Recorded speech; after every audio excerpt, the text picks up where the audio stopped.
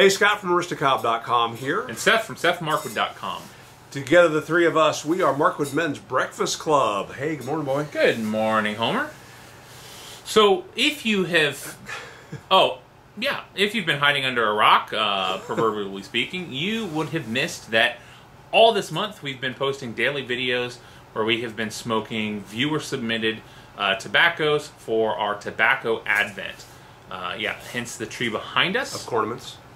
A tree of cornaments. Those who have sent tobacco in will be receiving a cornament in the mail.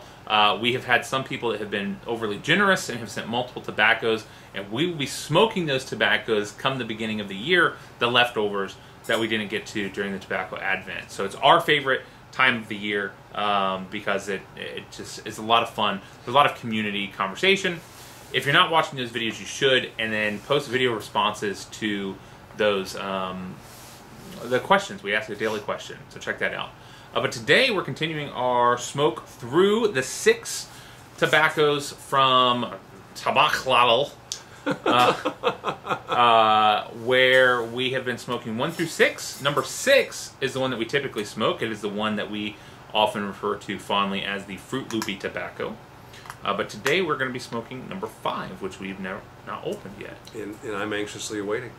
I see that. While he's opening that, I want to mention, in case you missed it, we recently have made some Markwood Men's Breakfast Club swag Merch. over on Zazzle. So, for example, our Markwood Men's Breakfast Club Tobacco Advent Ugly Sweatshirt. Available in t-shirts as well. Yep. Available in a couple different colors. This was a result of one of the Tobacco Advent videos, day 6. If you go back to the 6th of December, you can see the conversation, how this started, where it was prompted, and then since then we have some other designs as well. And some other things. So one of them, which is also reflected in our shirts, is the shop clock that Boy designed. On the wall behind the Tobacco Advent tree is a broken Shopsmith shop clock, and it's kind of the tradition that it's not really broken. I just never put a battery in it. Yep. And we got talking about this, and Boy took that design, the Shopsmith logo, and added to it MMBClub. That's available on Zazzle. A watch that has the exact same clock face on it is fantastic. I really love that one. And a few other things, some posters and stuff like that. We'll talk about this, or have talked about it, on Tobacco Advent. We'll put a link down below if you want to catch that full video and get all the details on how to get it. We'll also put a link below to our Zazzle website. And if you're going to buy from Zazzle, keep an eye out for discounts. They have discounts every day. Sign up for their newsletter, get the discount messages. And they oftentimes will have 20, 30, even 50% discounts available. So coffee mugs, all kinds of things. So we're going to like this. What does it smell like? This is the first of a more aromatic blend that we've had over the past few weeks. I'm trying to put my finger on what that... It's really familiar. Is it plum? I don't think so. It could be hints of plum, but there's also... It smells almost like caramel. Yeah, yep, you're right. It does have a bit of a caramel smell to it. It definitely is going to be an aromatic smell. Creme brulee. Right. It's really nice. So I'm smoking in a naked Morgan nose warmer that has had added to it a long, slim bit. So what are we going to call this one? Naked Slim?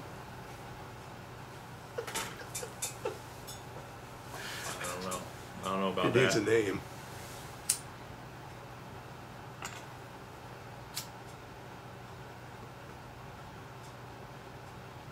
So, something I heard about on a radio program on NPR here recently that I thought was kind of interesting. I don't know how long this conversation is going to go. We have another topic as well. I think this will be a short one. Okay. But I'd never heard famous last words. I'd never heard this term before, but I absolutely understand what it is. Mm-hmm. The term is sympathetic magic. Have you heard that name? Mm-hmm. Basically, it sounds like a band. It does sound like a band. Yeah. Sounds like an electro-funk band. So the idea behind sympathetic magic is how we will broadcast onto something powers that an inanimate object clearly does not have. Ah, okay. So, for example, you won't find a 13th floor on an elevator in a hotel. Mm-hmm. Even though there is a 13th floor of that building, it's Right. called the 14th floor. Right. Because people are concerned about being on the 13th floor. Or if you go to a place that maybe has numbers like post office boxes, sometimes there is no 666. They'll jump right over it. One of the ones that came up in the context of this conversation was they were saying that people are okay buying used wedding rings as long as it belonged to somebody who had a long happy marriage and died, or they had to sell it. There's some story behind it that helps it make sense. But if it was a divorce person, right? or something like that, yeah, I gotta say, my wife, when we were engaged, she actually, when I told her that I was out looking for rings, she said, "Have you checked any pawn shops?" Right. Why would I check pawn shops? She goes, people will pawn their jewelry, and it wouldn't bother me. Yeah. It would bother me. Now, why would it bother me? A diamond that's been around forever, and on a beautiful setting. If it was on someone's ring for just a short time, it had been cleaned up nice. I don't want to put the ring of somebody whose marriage ended on her hand. That's sympathetic magic. How does that differ from superstition? It is absolutely superstition. Right. It is superstition. Right. But isn't that interesting? It's sort of like... So just a specific form of superstition. Yeah. So, okay. We do that with things that have faces, too. We feel... Yeah. There are some things that we don't want to destroy, don't want to see broken down because we can see in it. And there's actually a condition where you can't see that. Like, most of us can look at a sign that has a couple of... Like the coat hooks. There are coat hooks that look like they have a face in them. There are a lot of objects that you can see faces in just the way things are positioned. There's a bolt here, and a circular piece, and you say, oh, that's a face, it's a mouth. There's a condition where you actually can't see faces in inanimate objects, but there's some word for that. But people will feel a certain way about those things because they see a face. I don't want to destroy that. I don't want to, do something to that. I remember as a kid, on the floor of our bathroom, there was mosaic tile, and there was a certain pattern of tile that I would look at that looked like a robot as a kid. Mm-hmm. And it was repeated, but there was one particular section where, because of the color of the tile, just all matched up. It just looked like a robot to me. Yeah. And that was my favorite tile to look at and to find on the floor of the bathroom. And, if I could go back and tear that floor out and get that one little section, I would keep it. Yeah. Okay? Because it has fond memories to me. But you're right. There are you see something that's a happy face that happens to be in something, like Disney puts Mickey Mouse's profile in so many places, and it's delightful when you discover it, right? Right. Or you're flipping through and you see pictures of people back in the 1920s, 30s, and men that had a very small mustache, right? Men today won't wear that mustache because it reminds you of Adolf Hitler. Sure. And yet, Oliver Hardy wore that exact same mustache. Right. And there's nothing inherently about that object or about that thing that would make it bad. There's nothing about the 13th floor that makes it any different from floor 12 or floor 14. There's nothing about floor 14 that is actually the 13th floor that makes it special in any way, but just the way it's perceived and it's a superstition tied to it. Another example that they shared was all of us have spit in our mouths. We all have plenty of saliva, right? We swallow our saliva all day long. If you ask someone to spit into a cup of water and then ask them to drink that water, right, it turns people's stomachs. Yeah. And yet, it's the exact same spit that just a moment ago was in your mouth and a part of you. Right. Isn't that weird? Yeah.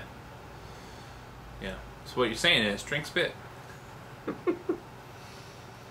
I think about things like people that have a problem with smoking an estate pipe. Okay, this pipe was sent to me a few weeks ago from one of our viewers and his son. I love it. It's beautiful. I was actually smoking it earlier today. There are people that are just disgusted by the idea of smoking someone else's pipe.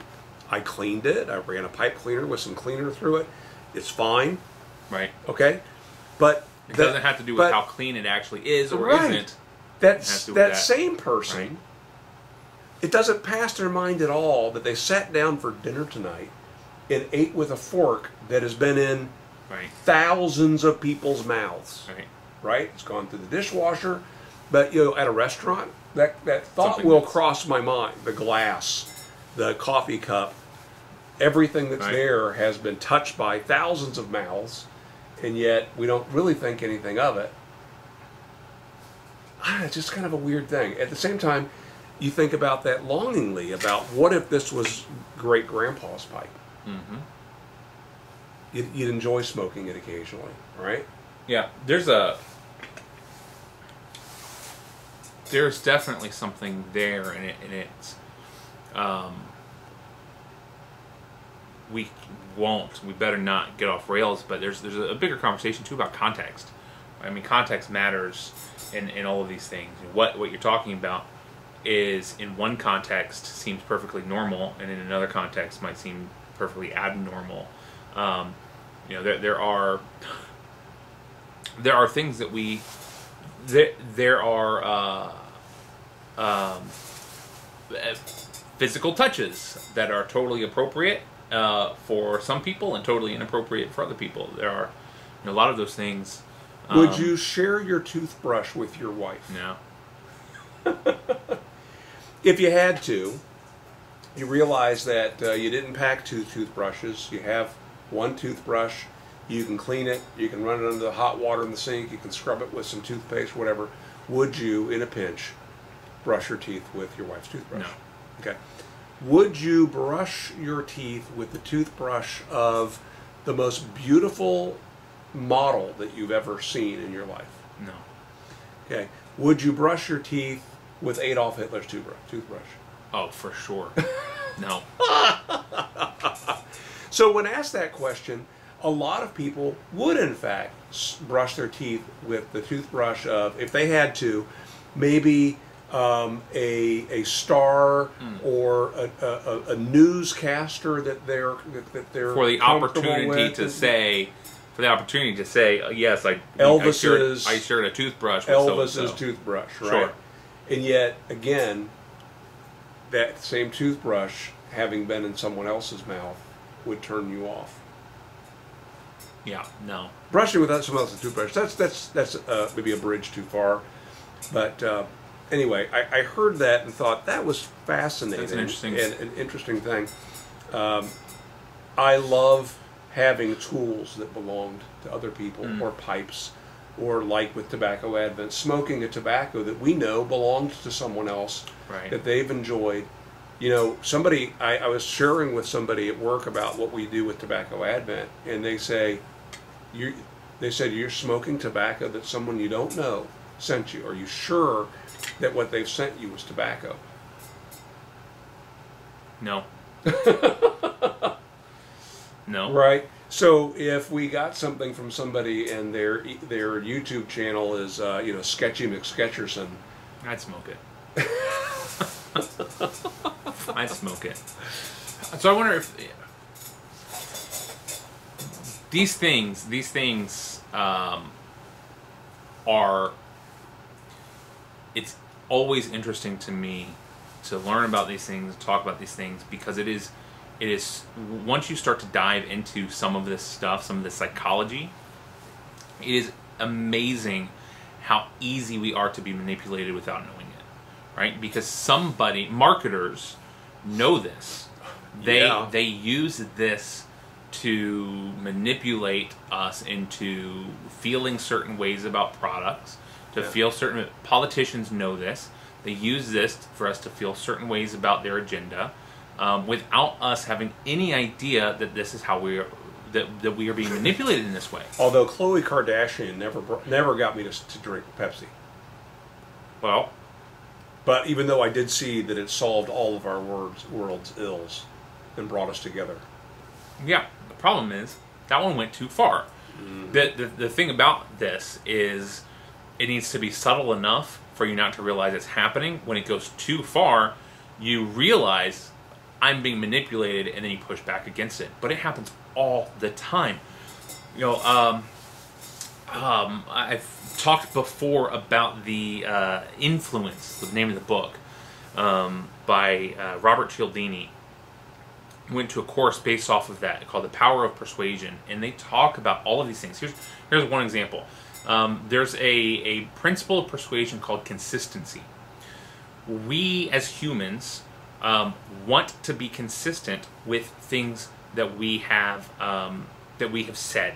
In particular, that we have said. There is a social pressure on us to stay consistent within ourselves. I've heard it said that people would rather be right than be happy. And so once we say something... That sounds wrong. Yeah. Once we say something, the likelihood of us changing our mind and going against that is very low. It's very, very low.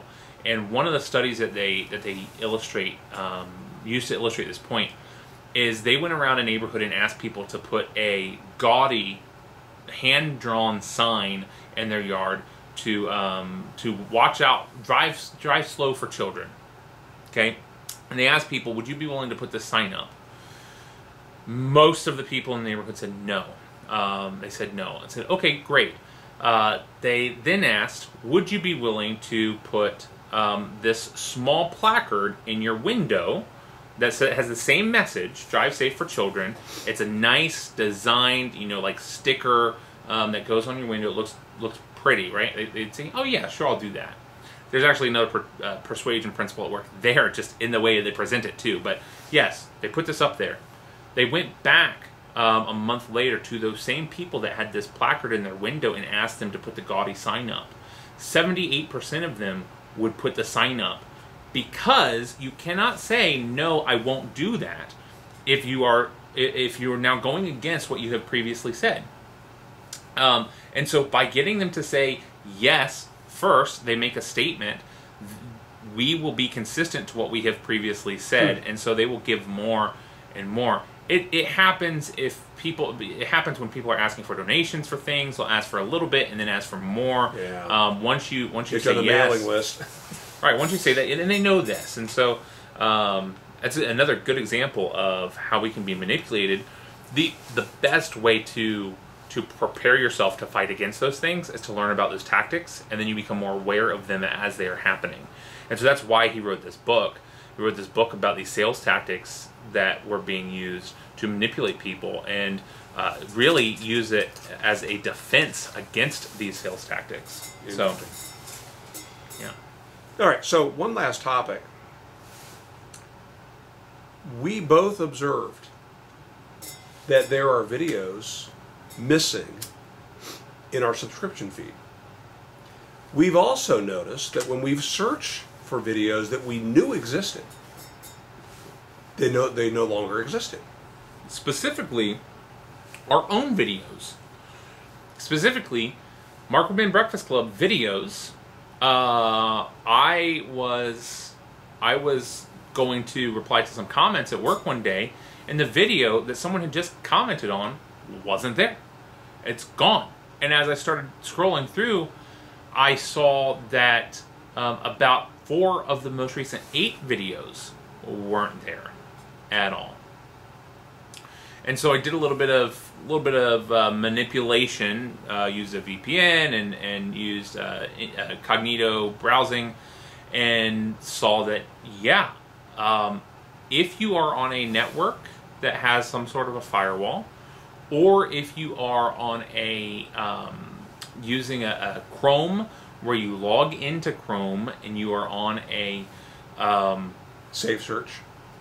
Yeah, if you have safe search enabled for your own personal Chrome account, or like in my case, we use Google products for work. My work email is a Google email, so I'm logged in to that all the time. Well, that being a corporate account is tied to my Chrome, and so my Chrome sees me as a corporate account with the safe search on, even though I don't have that on for anything else. Some of our videos won't show up, and it seems that the videos that aren't there tend to say tobacco or smoking in the title. Seems like those are being removed. Now, not all of them, but those definitely, every single one that was removed had one of those keywords in it. Interesting. So if you have missed some videos from some of your favorite channels, that might be why. Yeah, I noticed that too. I noticed that videos, like you said, that I got a notification there was a comment. I went to find it, it wasn't there. And I'm talking about in my subscription feed where I knew a video went live today, Mark the Men's Breakfast Club. It wasn't there.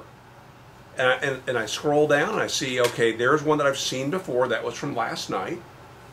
And so it's somewhere between there and the top. It wasn't there. Yeah. Thank you, YouTube. I'll try to post a screenshot side by side that I took and shared with Homer that showed what I was looking at on these two screens. I had them, one with the VPN on, one with it off, and incognito, and you can see 4 of the top 8 videos were totally different. It reminds me a little bit of where all the YouTubers last year were telling people, hey, it's not enough now, apparently, to subscribe to somebody's channel. You got to click on the bell to get notified.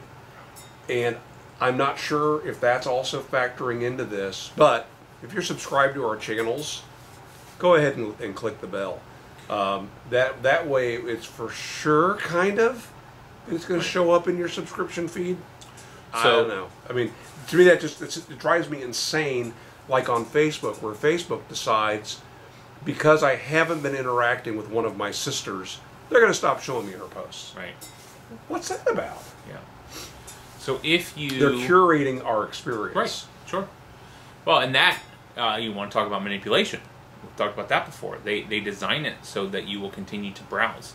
So they show you things that they know you will enjoy, interspersed with things that they know you'll enjoy less, because you get a hit of dopamine every time you see something that you like. Your brain lights up, and your brain says, give me more of that.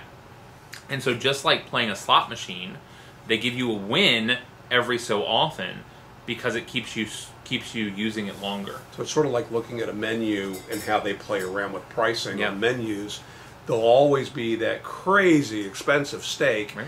And then right below that is one that's also pretty good, and you know what? It's $20 less than that other one. I'll just go ahead and do that. They didn't expect you to buy the porterhouse anyway.